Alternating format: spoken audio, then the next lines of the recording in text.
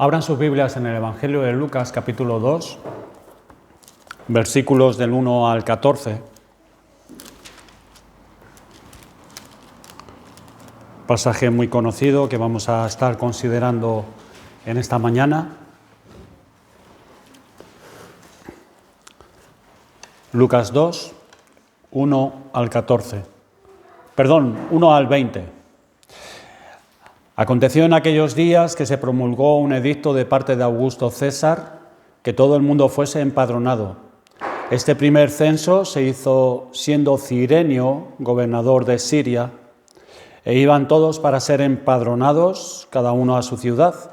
Y José subió de Galilea, de la ciudad de Nazaret, a Judea, a la ciudad de David, que se llama Belén, por cuanto era de la casa y familia de David, para ser empadronado con María, su mujer, desposada con él, la cual estaba encinta.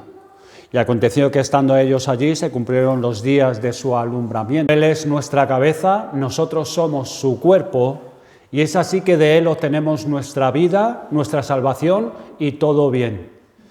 En efecto, vemos lo miserable de nuestra condición si no tuviéramos refugio en él para ser guardados bajo su protección.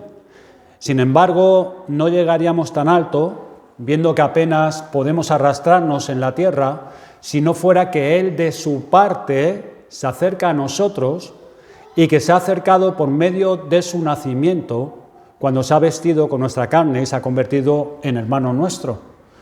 No podríamos tener refugio en nuestro Señor Jesucristo, sentándonos a la diestra de Dios su Padre en la gloria celestial en un futuro, si Él no hubiera sido humillado al extremo de ser hecho un hombre mortal, teniendo la misma condición que nosotros.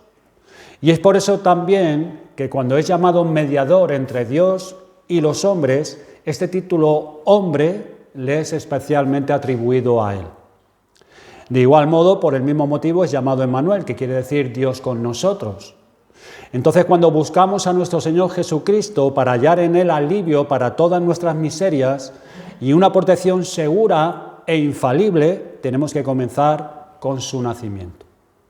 Lo primero que quiero considerar aquí es la soberanía de Dios y su divina providencia en este pasaje primero de los versículos del 1 al 7, porque hay varias enseñanzas para nosotros. Luego ya nos meteremos en la segunda parte del sermón. De los versículos del 1 al 7, Lucas nos relata que se promulgó un edicto de parte de Augusto César. María estaba encinta y vivía con José, su marido, en Nazaret de Galilea. Se promulga un edicto de parte del César que todo el mundo fuese empadronado. Todo el mundo es todas las naciones, regiones, pueblos, ciudades y aldeas que estaban dominadas por el Imperio Romano. Se estaba llevando a cabo de manera providencial lo anunciado por Dios a través del profeta Miqueas en el capítulo 5, versículo 2 de la primera parte, que dice: «Pero tú, Belén, Éfrata, pequeña para estar entre las familias de Judá, de ti me saldrá el que será Señor en Israel». Explicaré breve y sencillamente para que todos comprendamos qué queremos decir por soberanía de Dios. Me había enfocado un poco en las personas que llevan poco tiempo entre nosotros. Mire, de una manera muy sencilla, la soberanía de Dios y la providencia de Dios. Dios es el Altísimo, el Señor del cielo y de la tierra. Está exaltado muy por encima de la más eminente de las criaturas. Dios no está sujeto a nadie, ni es influenciado por nada ni por nadie.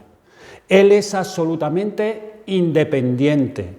No necesita de ninguna de sus criaturas. No tiene que pedir consejo a ninguna de sus criaturas. Dios obra siempre y únicamente como le gusta. Y nadie puede frustrar ni detener sus propósitos. Resumida la soberanía de Dios. En Marcos 14, versículos del 1 al 2, leemos acerca de los planes que tenían los principales y los escribas. Dice: 2 días después era la Pascua y la fiesta de los panes sin levadura, y buscaban los principales sacerdotes y los escribas cómo prenderle por engaño y matarle. No durante la fiesta, decían ellos, para que no se haga alboroto, Ese era el plan de ellos, de estos hombres malvados. Ellos querían engañar por engaño, cogiendo, como sabemos todos el testimonio, falsos testigos y matarle, pero después de la fiesta, cuando ya los judíos pues iban cada uno a su ciudad, querían hacer, pues acorralar a Jesús por la noche como hicieron, pero después de la fiesta. Pero ese era el plan de ellos.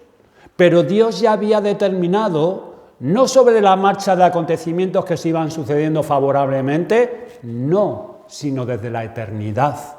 Dios tenía otro plan. Y fue en esa fiesta que el Hijo de Dios fue entregado en manos de hombres pecadores. Dios lleva a cabo su gobierno y lo hace a través de su divina providencia. En el tiempo de Dios, vemos cómo pone en el corazón de Augusto César promulgar un edicto. José, como es de la casa de David, tiene que salir de Nazaret e ir con su esposa a empadronarse. Y como dice la Escritura, y aconteció que estando ellos allí, se cumplieron los días de su alumbramiento. Y nació el Mesías, Jesús, en Belén, conforme a lo anunciado cientos de años atrás por los profetas. John Flavel dice acerca de la divina providencia: hay dos maneras en que Dios se manifiesta a nosotros, por su palabra y por sus obras. La gran gloria de las obras de Dios en la creación y la providencia consisten en que confirman lo que Él ha dicho en su palabra escrita. Fin de la cita. Lleva a cabo de lo que Él ha dicho, lo que Él se ha propuesto. Ahora, ¿qué implicaciones y aplicaciones tiene esta doctrina para nosotros? ¿Qué implicación tiene para ti la doctrina de la soberanía de Dios? Conocemos esta doctrina, estamos convencidos que es bíblica y nos afirma como cimiento seguro el saber que Dios es soberano y que reina sobre todas las cosas y sobre todas las criaturas, que todo lo que Él se propone o lo que se propuso en la eternidad lo lleva a cabo a su debido tiempo. Leemos en el Salmo 135, versículos 5 y 6, porque yo sé que Jehová es grande y el Señor nuestro mayor que todos los dioses. Todo lo que Jehová quiere, lo hace. Ahora, ¿cómo reaccionamos entonces ante las adversidades que se nos presentan en la vida? ¿Cómo reaccionamos cuando nos visita la enfermedad, cuando toca a nuestra puerta? Cuando nos visita la pérdida material o cualquier tribulación que nos pueda sobrevenir. A nadie le gusta estar enfermo o sufrir pérdida material. Nadie se alegra de sufrir pérdida económica o material. En esos tiempos hemos de seguir pensando que Dios es soberano y creyendo que Él sigue reinando y que Él lo está permitiendo por alguna razón. Podemos orar para pedir a Dios que nos sane y que tenga misericordia de nosotros y que no permita que suframos pérdidas, y si las sufrimos, podemos orar que nos devuelva lo perdido. Pero también podemos orar para que Dios nos muestre, no porque Él permite estas cosas, sino que Él nos muestre si está probando nuestra fe o nos está disciplinando, como a hijos. Ambas son bendiciones de parte de Dios para el cristiano. Es una bendición que Dios te discipline. Lo que es una maldición es que Dios no te discipline. Ambas son bendiciones de parte de Dios para el cristiano, que su fe sea aprobada y que sea disciplinado. El Señor no tiene por qué darnos explicaciones y no tiene el deber de mostrarnos por qué pasamos por esas circunstancias. Es lo que le pasaba a Job. Job era justo y él defendía su inocencia ante Dios y ante sus acusadores. ¿Se acuerdan de esos amigos que vinieron a visitarles? No entendía por qué le había sobrevenido estos males, sí relacionaba correctamente que lo que le estaba sucediendo provenía de Dios.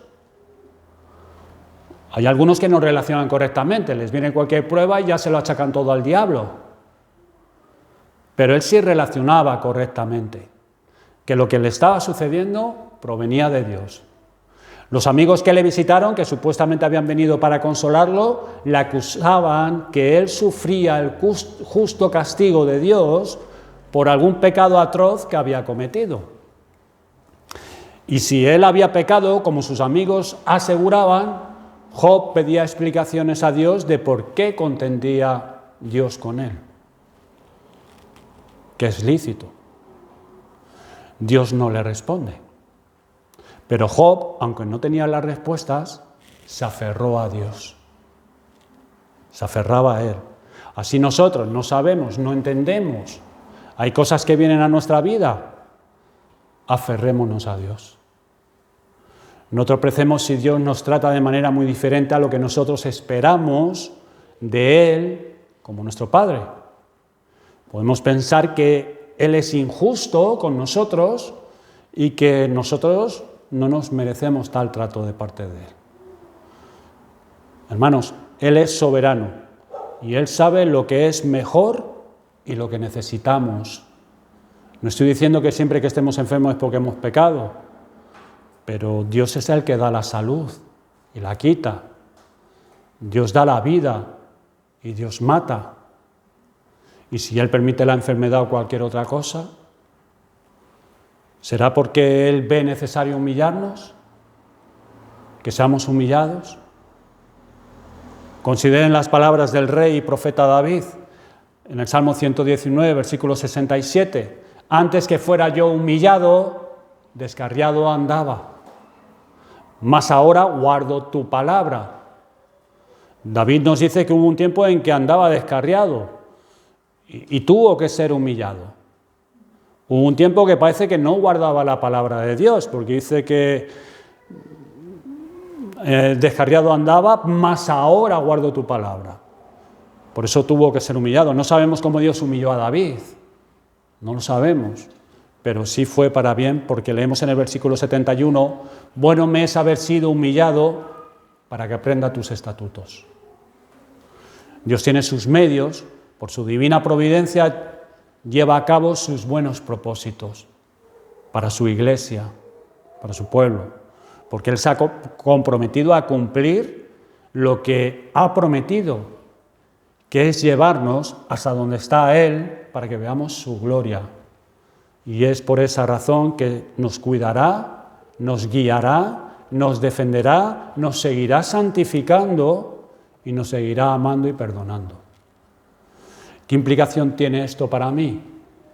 ¿Qué implicación tiene esto para ti? Que tengo que poner mi mano en la boca y guardar mi corazón para que no me queje ni murmure por los tratos de Dios conmigo. Y que cuánta gratitud he de manifestar hacia Dios por estar transformándome, porque es por su misericordia. No centrarme en los medios que Dios usa para ello, porque Dios va a usar a las personas y circunstancias. Y no me puedo centrar en las personas, porque al final son medios de Dios, sino en Dios. Y aunque no entienda lo que está pasando, voy a seguir aferrado como Job al Señor, que Él sí sabe lo que está haciendo. Yo no lo entiendo. Yo puedo empezar a pensar y bueno, a hacerme, no sé, el por qué. Quiera el Señor iluminar nuestro entendimiento para que podamos comprender y creer esta doctrina correctamente y vivirla en nuestro día a día, porque así hallaremos descanso en nuestras almas y no hallaremos ningún tropiezo. Ahora, lo que quiero ver a continuación, ya también en la segunda parte del pasaje, es que Dios no ha dejado sin testimonio de su Hijo Jesucristo para bien nuestro y nos ha mostrado ese testimonio en la debilidad y la majestad de Jesucristo en su nacimiento. De Jesús no se nos dice solamente que fue hecho hombre, semejante a nosotros, sino que se despojó a sí mismo a tal extremo que escasamente se lo tuvo como miembro de la raza humana. Para recibirlo no hubo sino un establo y un pesebre. Y aprendemos aquí cómo exhibió Dios los tesoros infinitos de su bondad al querer que su Hijo fuese humillado de esa manera por amor a nosotros. Dios quiso así, en su soberanía, en la eternidad, que su Hijo fuese humillado a tal manera. En la historia presentada aquí por Lucas, por una parte aprendemos cómo se despojó a sí mismo el Hijo de Dios para nuestra salvación, y por otra, que nunca dejó de presentar un testimonio cierto e infalible de ser Él el Redentor del mundo prometido desde todos los tiempos.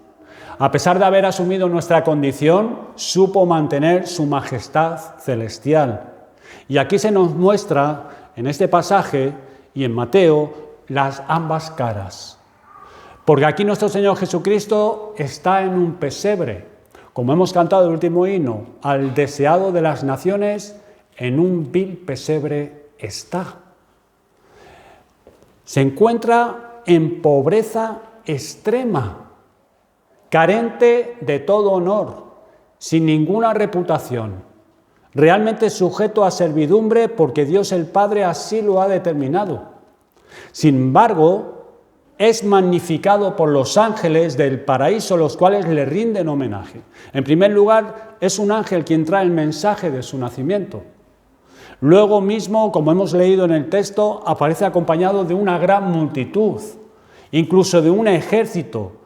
Todos ellos se presentan y aparecen como testigos enviados por Dios para mostrar que nuestro Señor Jesucristo, siendo humillado de esa manera por la salvación de los hombres, nunca deja de ser el Rey de todo el mundo y aquel que tiene todas las cosas bajo su dominio. Luego vemos el lugar, Belén. Da pruebas de que era Él el que había sido prometido desde todos los tiempos. Entonces vemos aquí cómo por una parte nuestro Señor Jesucristo no se cuidó a sí mismo, de manera que pudiéramos tener fácil acceso a Él sin dudar de ser recibidos incluso como cuerpo suyo, porque no solamente quiso ser un hombre mortal vestido con nuestra naturaleza, sino incluso lo más bajo de la tierra, despojado de todo bien. Entonces, hermanos, nunca dudemos, por muy miserables que seamos, por muy miserables que hayamos podido caer, de que Él nos guardará como miembros suyos.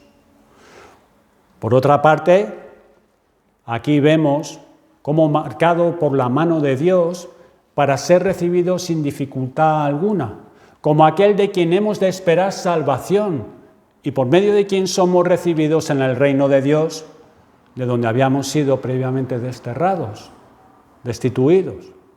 Porque vemos que posee en sí mismo una majestad divina, puesto que los ángeles lo reconocen como superior y como su Rey soberano. Estando entonces bajo su protección, nunca debemos dudar de que posee todo lo necesario para sustentarnos.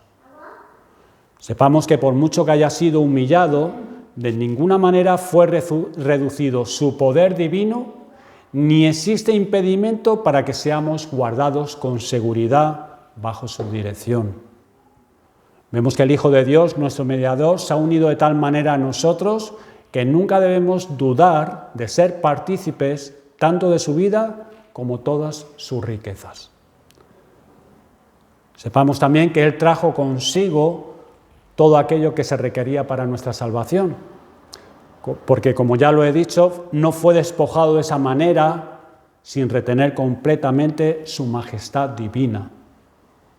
Aunque ante los ojos de los hombres fue despojado de toda reputación, no obstante siempre siguió siendo no solamente el heredero de este mundo, puesto que es la cabeza de la Iglesia, sino también el verdadero Dios.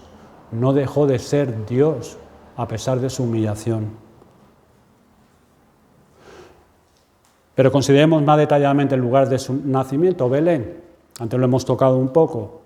Y esta no es, hermanos, una confirmación ligera y carente de importancia, viendo cómo el Hijo de Dios nació como tal, según el profeta lo había mencionado mucho tiempo antes, como hemos leído, si José y María hubieran tenido su hogar en Belén, que ellos fueran de Belén, y si allí hubieran tenido su residencia, no hubiera parecido extraño que diera a luz allí y que Jesucristo naciera allí. Pero esto que debe ayudarnos en el día de hoy ha sido oscurecido en gran manera. Porque al menos uno puede saber que no fue sin causa que el profeta dijera las palabras que hemos leído: y tú, Belén, aunque hoy eres despreciada como un pueblo pequeño, sin embargo de ti saldrá aquel que será cabeza de mi pueblo. Pero cuando José y María están viviendo en Nazaret y vienen a la ciudad de Belén, precisamente cuando ella tiene que dar a luz de manera que Jesucristo nazca allí, ¿quién no va a reconocer que Dios ha guiado todo con su mano para que esto sea así? Entonces los hombres tienen que ser ciegos premeditadamente y a sabiendas, si no están dispuestos a reconocer aquí la palabra de Dios, la cual marcó a su único Hijo para que pudiera ser recibido sin duda alguna como aquel que había sido prometido. Y ciertamente en el edicto publicado por el emperador romano, José tuvo motivos suficientes para venir a Belén. Para traer consigo a una mujer a punto de dar a luz, ciertamente no fue un asunto gobernado por el hombre, sino que allí estuvo obrando Dios. Vemos cómo Dios utiliza medios que incluso son extraños para cumplir su voluntad. Porque el edicto del César hacía necesario que los judíos fuesen contados. Había un control sobre cada persona. Y era para mostrarles que ya no necesitaban esperar ninguna libertad. Pero Jesucristo fue prometido para librar a los judíos y a todos los creyentes de la sujeción a Satanás y de toda tiranía. Y aparentemente este edicto era para cerrar la puerta para que Dios nunca pudiese cumplir lo que había prometido a su pueblo. Sin embargo, resulta ser el medio para dicho cumplimiento.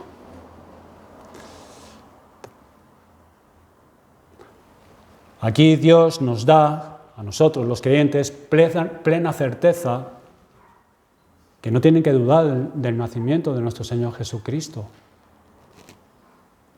Así es entonces como debemos aplicar a nuestro uso e instrucción las cosas que aquí se discuten. Porque la intención de Lucas, o mejor dicho del Espíritu Santo, que aquí habló por su boca, no es de escribir simplemente una historia para que nosotros sepamos las cosas que ocurrieron, de qué manera, sino que por una parte expresó aquí cómo el Hijo de Dios no se cuidó a sí mismo por amor a nosotros, y luego, por otra parte, cómo dio testimonio infalible de ser el Redentor para que pudiera ser recibido como tal. Hoy en día, muchos desprecian a Jesucristo. Solo pueden ver la debilidad de Jesucristo, su humillación, la debilidad, pero no pueden ver su majestad.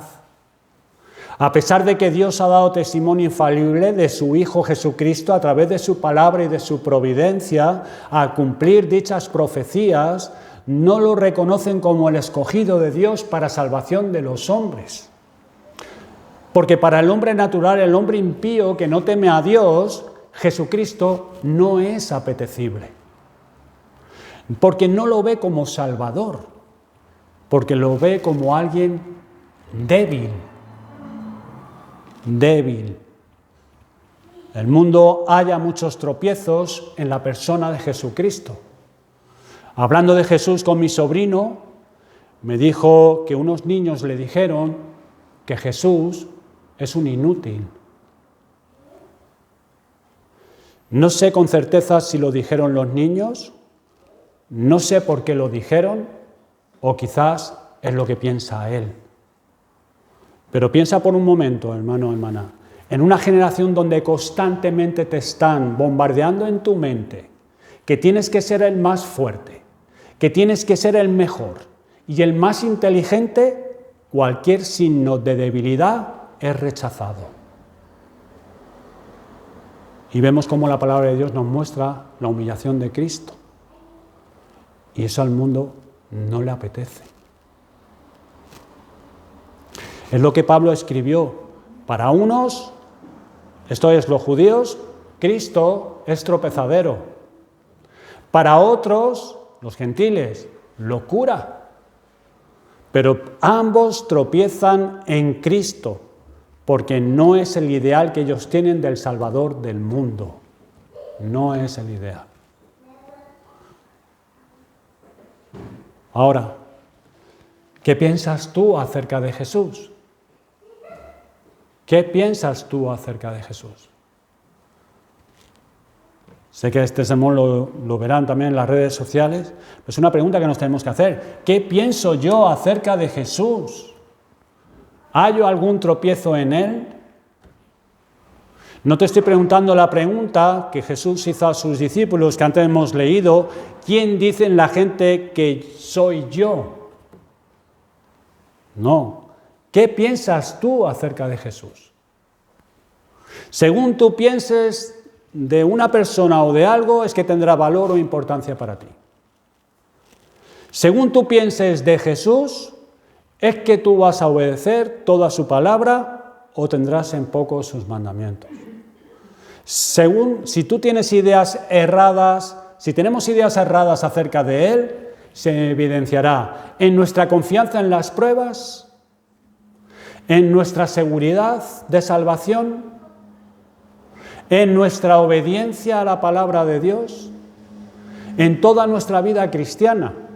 Y si aún no eres cristiano, si tienes ideas acerca de Jesús, será de obstáculo para entregarte completamente a Él y ser salvo. Necesitamos las Sagradas Escrituras y la iluminación del Espíritu Santo, no solo las Sagradas Escrituras, porque si no es un libro. Necesitamos la iluminación del Espíritu Santo para poder ver a Jesús tal cual Él es. No vale con ideas que nosotros tengamos. Y necesitamos la iluminación del Espíritu Santo.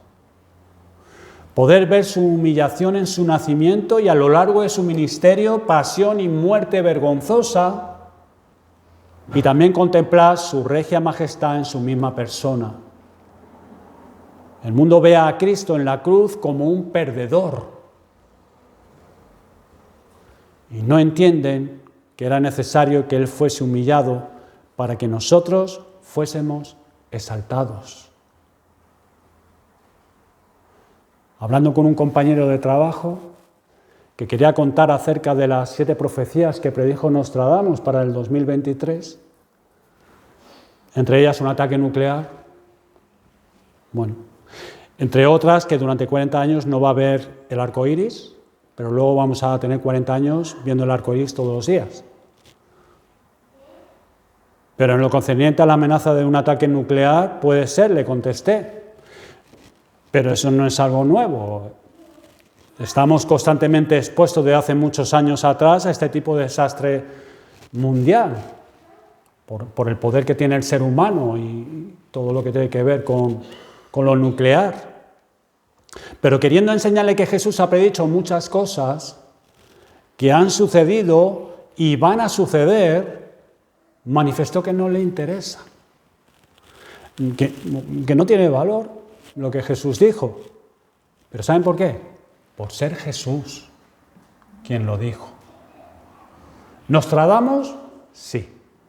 ¿Jesucristo? No. Bueno, decirles que dice ser católico romano.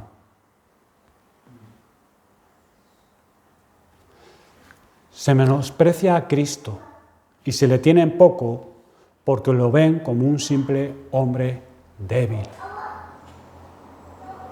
Débil. Sigamos a los pastores, pues si les seguimos vamos a aprender ahora de ellos, para nosotros y para todos aquellos. Si encuentran algún tropiezo en el Señor, pues puedan seguir los pasos de estos humildes hombres. Ciertamente los sabios de este mundo están tan inflados de orgullo y presunción que difícilmente no hallarán obstáculos y tropezarán para acercarse a Jesucristo. De los sabios de este mundo poco o nada podemos aprender, hermanos. Sin embargo, toda nuestra sabiduría la aprendemos de estos pastores, de quienes aquí se habla, para acercarnos a nuestro Señor Jesucristo. Porque aunque tengamos todas las ciencias del mundo y podamos obtener todo el conocimiento y podamos tener toda esa ciencia en nuestras cabezas, ¿de qué nos servirán cuando la vida nos falle? ¿Cómo nos ayudará a conocer a aquel en quien se ocultan los tesoros de toda la sabiduría, como lo expresa el apóstol Pablo? Pues fíjese que este honor Dios no lo concedió ni a los grandes de este mundo, ni a los sabios, ni a los ricos, sino que escogió a pastores. Pastores. Es cierto que del oriente vinieron hombres sabios para rendir homenaje a nuestro Señor Jesucristo, pero era preciso que los pastores vinieran primero para que toda presunción fuese abolida y para que todo aquel que se llama cristiano tenga que ser como un necio en este mundo. De modo que no vengamos con una necia presunción para juzgar por medio de nuestras fantasías los secretos admirables que contiene la palabra de Dios, sino para que la adoremos con toda sencillez, como hicieron estos pastores. Miremos la fe que hubo en estos pastores para ayuda nuestra. Ellos vienen para adorar al Redentor del mundo. ¿Y en qué condiciones se encuentran al Redentor? ¿En qué condiciones cuando estos hombres llegan allí y ven al Redentor del mundo? Allí está acostado en un pesebre, envuelto en unos pocos trapos, y ello es la señal que les había sido dada por el ángel.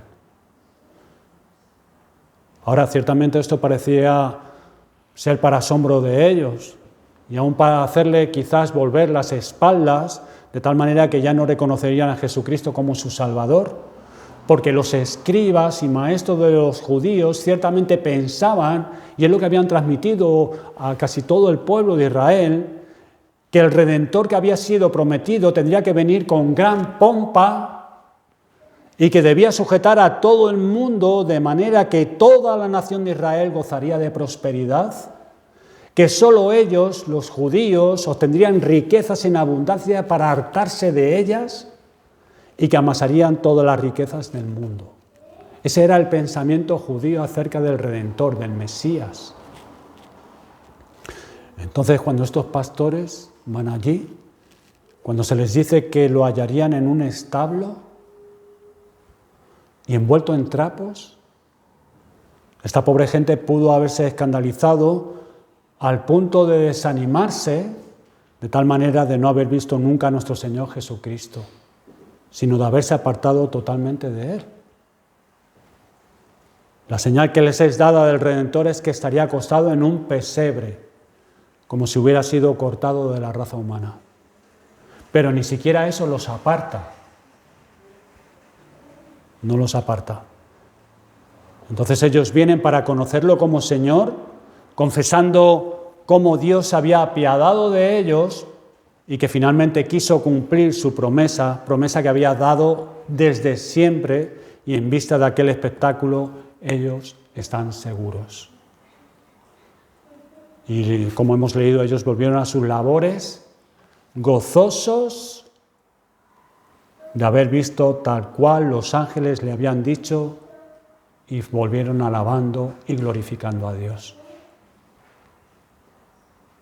Entonces, puesto que la fe de estos pastores era tan grande que se opuso a todo aquello que podía impedirles venir a nuestro Señor Jesucristo, nosotros seremos culpables y despojados de toda excusa si no aprendemos en su escuela y si el nacimiento de nuestro Señor Jesucristo, si bien Él apareció sin dignidad, pompa o nobleza de este mundo, no deja de escandalizarnos haciéndonos volver al buen camino.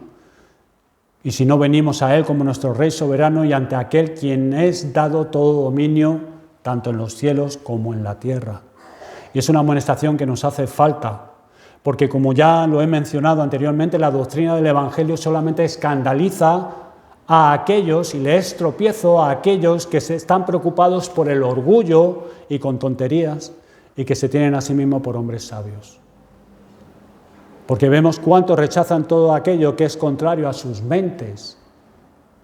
Porque existen muchos que nunca han sido tocados por sentimiento alguno en cuanto a sus pecados. Porque son gente ignorante que piensa que nunca tendrá que rendir cuentas, ignorando que existe una vida mejor que la que ellos ven aquí abajo. Consideran que es una necedad seguir así al Hijo de Dios y relacionarse así con Él. Y ahí hallan el tropiezo en Cristo. Entonces veamos, hermanos, entonces cuánto más debiéramos ser fortalecidos nosotros por esta amonestación. Es decir, que el Hijo de Dios no pierde nada de su majestad y gloria y que en su humillación, que fue por causa nuestra, por causa de nuestra salvación, estas no se reducen y que más bien debiéramos ser cautivados por ellas, tanto su humillación como su majestad, conociendo así la inestimable bondad y el amor que nos ha manifestado, para que le contemplemos así y no hallemos tropiezo en Él. Así que debemos practicar esta doctrina, no dejando de venir a nuestro Señor Jesucristo, aunque a primera vista no encontremos en Él lo que nuestra carne, esto es lo que nuestros sentidos naturales desean, porque también estamos influenciados por la corriente del mundo.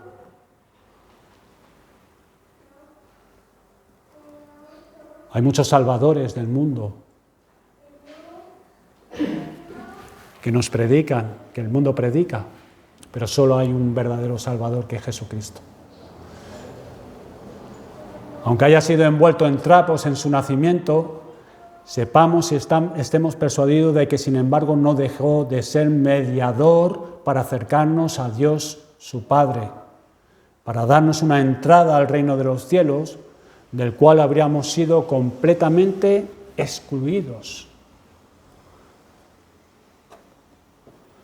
Entonces, la implicación para nosotros es de no dejar de acercarnos a nuestro Señor Jesucristo, ni de estar seguros que es en Él en que hallaremos todo bien, todo regocijo y toda gloria, aunque aparentemente todavía es como si estuviera en el establo y en el pesebre envuelto en pañales. Es decir, pueden existir muchas cosas que podrían engañarnos y marear la vista de unos pocos, al punto de no poder percibir la gloria celestial que le fue dada por su Padre, incluso la naturaleza humana que tomó de nosotros.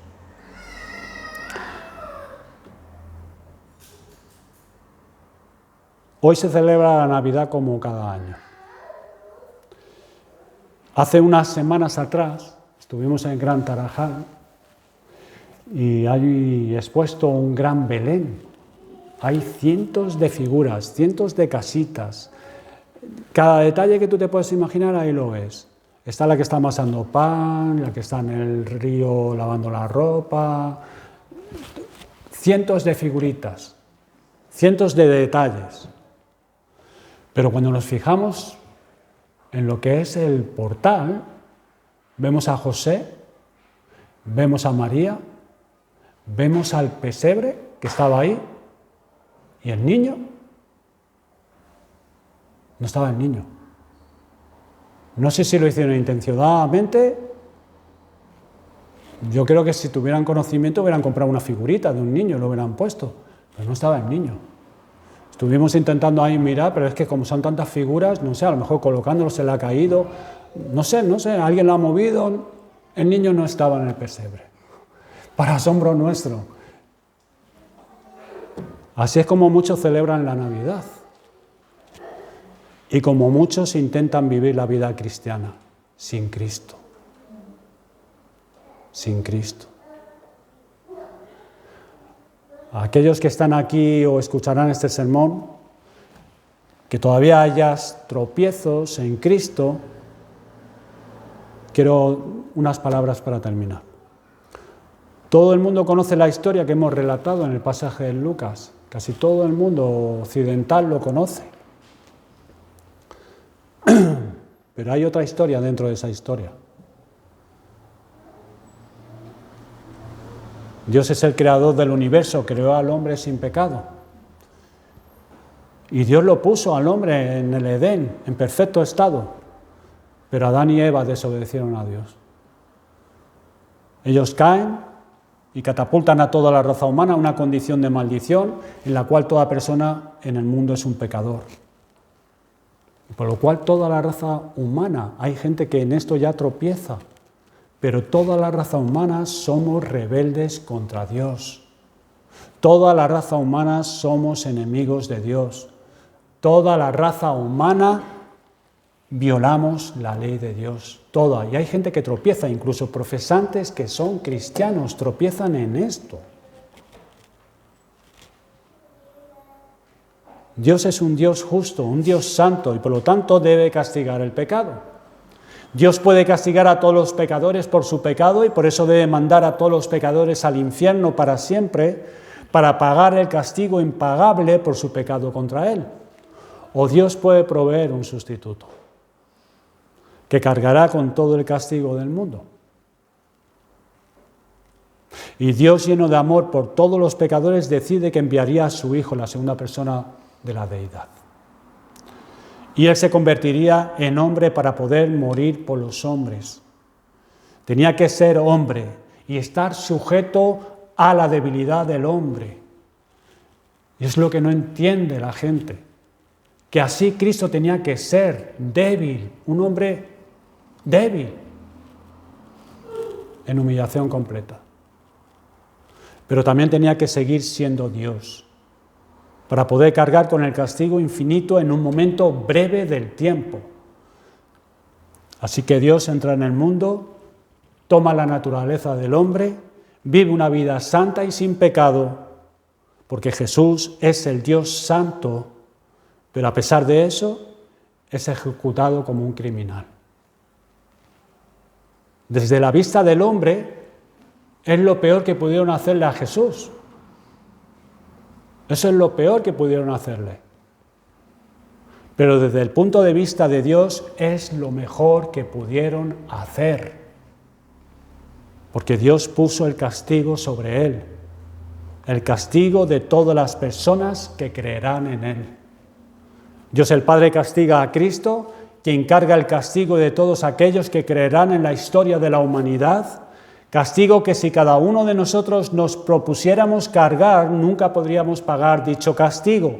Es por eso que el infierno es eterno, porque nunca se podrá pagar, saldar la deuda. Pero como Él es infinito, Él carga con todos los pecados de esas personas que creerán. Y en 3 días satisface completamente la justicia de Dios, validando el Padre el sacrificio de Cristo, considerándolo perfecto. No solo dice, este es mi Hijo en el cual tengo complacencia, sino que lo resucita, lo exalta y lo sienta a su mano derecha, debido a que Él termina perfectamente la redención. Cristo está pues a la diestra de Dios, exaltado como Señor para todos aquellos que creen, habiendo pagado su castigo y redimido sus pecados. Y este es el significado de la Navidad.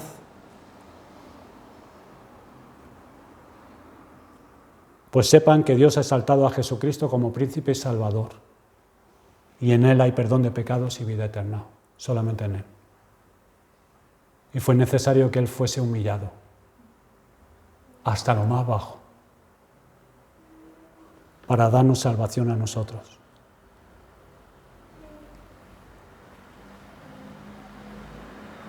El mundo sigue hallando tropiezos y siempre hallará tropiezos.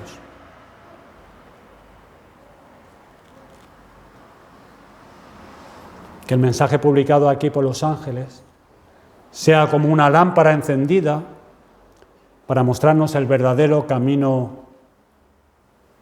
el camino al verdadero Belén, para que nos guíe a la fe y para que no solo sepamos que Dios es con nosotros, Emmanuel, sino que sea la realidad de Dios en nosotros, que sea una realidad. Vamos a orar.